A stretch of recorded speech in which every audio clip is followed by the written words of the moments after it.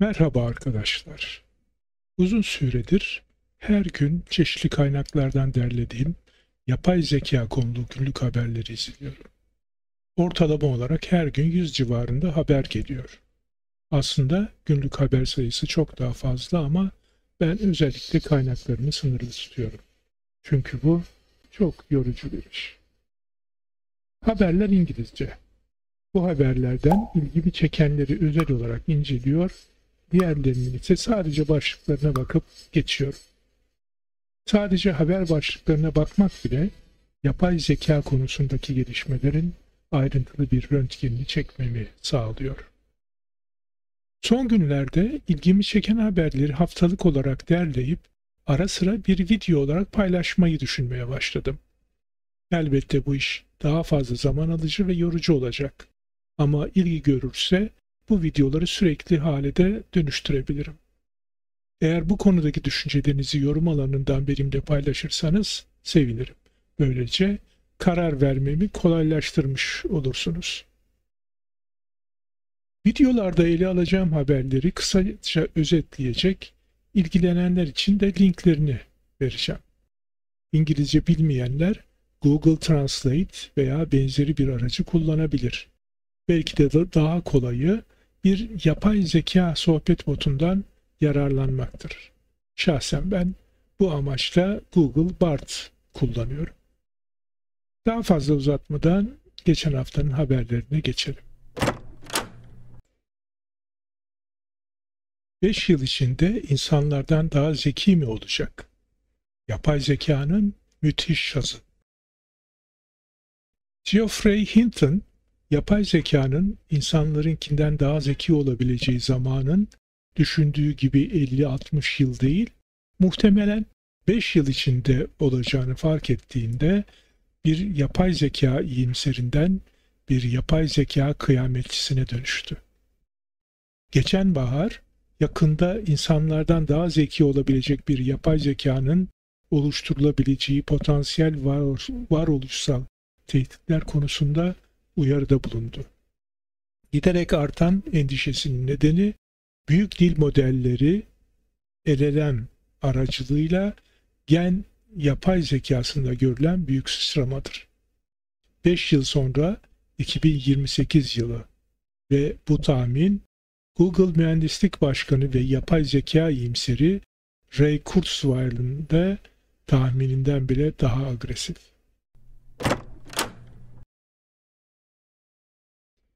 Uzaktan çalışma çağında yeni veri bilimciler yetiştirmek.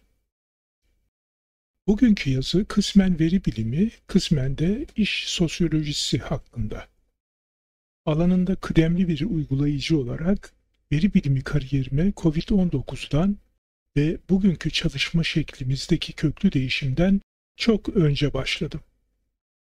Profesyonel kariyerime ondan da yıllar önce başladım.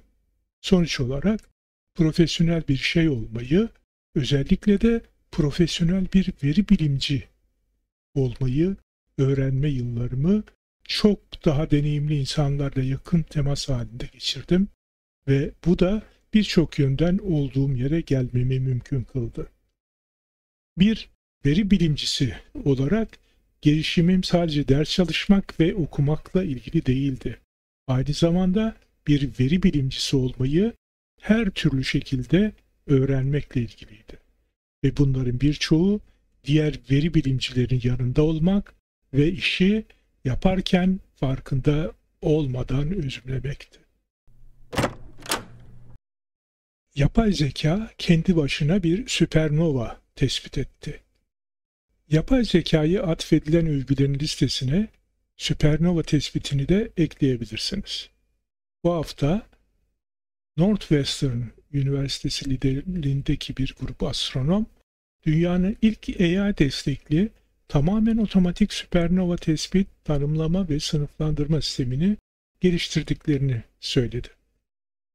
Bilim insanlarının gelecekte patlayan yıldızların geniş çaplı çalışmalarını önemli ölçüde kolaylaştırabilir dediği güçlü yeni araç, ilk süpernovasını şimdiden tespit etti. OpenAI sonunda ChatGPT'nin tüm internete erişebilmesine olanak sağlıyor.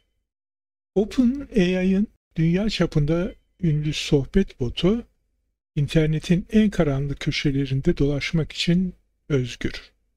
Şirket, Salı günü Browse with Bing özelliğinin Plus veya Enterprise sürümlerinde ödeme yapan ChatGPT kullanıcıları için kullanıma hazır olduğunu duyurdu.